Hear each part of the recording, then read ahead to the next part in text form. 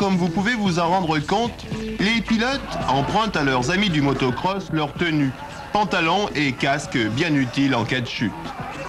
Nous sommes en Hollande pour le premier véritable championnat du monde de la spécialité. 1000 pilotes engagés représentant 17 nations pour remporter l'un des 30 titres de champion du monde décernés selon les diverses catégories. De 6 ans à plus de 25 ans, que vous soyez garçon ou fille, vous pouvez pratiquer le bicross, un sport actuellement en plein développement en France. 10 clubs en 1982 avec 200 licenciés, 170 aujourd'hui avec 2500 pratiquants recensés. Apparu aux États-Unis il y a à peine 10 ans, le BMX, bicross en France, regroupe plusieurs millions de participants. En très peu de temps, ce sport a supplanté dans le cœur des jeunes Américains le patin et la planche à roulettes. Merveilleuse discipline préparant à la conduite des 2 roues à moteur pour le tout-terrain, le bicross ne demande qu'un relativement faible investissement. 1500 à 3000 francs pour l'achat du vélo, peut-être encore 1000 francs de plus pour l'équipement de protection top niveau. Au départ de chaque manche, 8 pilotes qui vont sprinter de toute leur force pendant les 30 secondes de la course. Un effort très bref, mais très intense.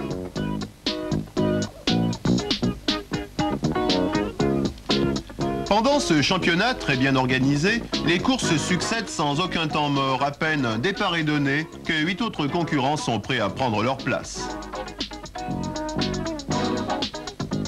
Remarquez que les engins sont réduits à leur plus simple expression pour obtenir un gain de poids et une bonne fiabilité. Les suspensions avant ou arrière sont interdites. Aussi, si vous envisagez l'achat d'un tel engin, ne vous laissez pas séduire par tous les perfectionnements qui vous sont présentés. Un bicross de course ne possède ni suspension, ni changement de vitesse. Pour vous donner une idée de ce que l'on peut réaliser avec un vélo, sachez que le recordman du monde de bicross saute sans tremplin 19 personnes allongées au sol et qu'il peut aussi, toujours sans tremplin, sauter en hauteur 1,06 m, des performances extraordinaires pour un 2 roues propulsé par la force des mollets. Très spectaculaire, le bicross peut entraîner de nombreuses chutes, souvent collectives. Mais grâce à l'équipement de protection, celle-ci se révèle pratiquement chaque fois sans conséquence pour les pilotes.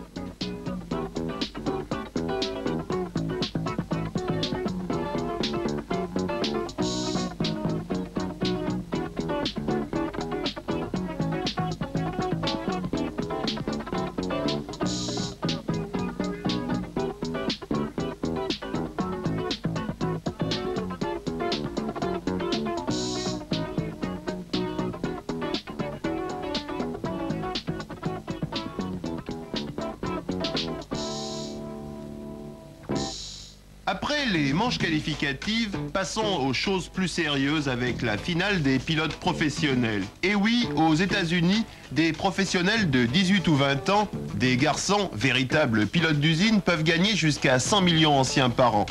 En effet, le marché du bicross est très important. Quand il y a autant d'argent en jeu, il faut gagner à tout prix et le talent, comme partout, ça doit se payer. On chuchote même que les grandes usines de motos japonaises vont se lancer dans la bagarre, une autre façon de faire monter les prix. Puisqu'on parle usine, sachez que Motobécane engage des pilotes et que 2 d'entre eux ont amené à Pantin 2 titres de vice-champion du monde. Julien Lally en catégorie moins de 6 ans et Édouard Cordier en 25 ans et plus. Avec les professionnels, ça va beaucoup plus vite et c'est 3 Américains qui vont remporter les 3 premières places. Clint Miller, Greg Hill et Matt Harris, moins de 75 ans à eux 3, ne vont laisser aucune chance à leur challenger.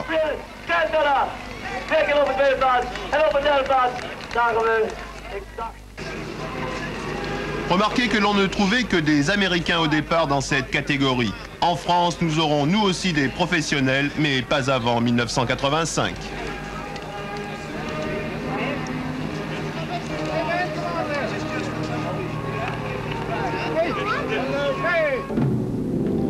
Pour terminer ce bref tour d'horizon du bicross, quelques images très spectaculaires, des figures libres qui démontrent bien ce que l'on peut réaliser avec un tel engin. Si ce sport vous intéresse, apprenez que le championnat de France comportera 8 épreuves et que la première manche se déroulera à Cavaillon le 12 février. Alors, tous à vos vélos!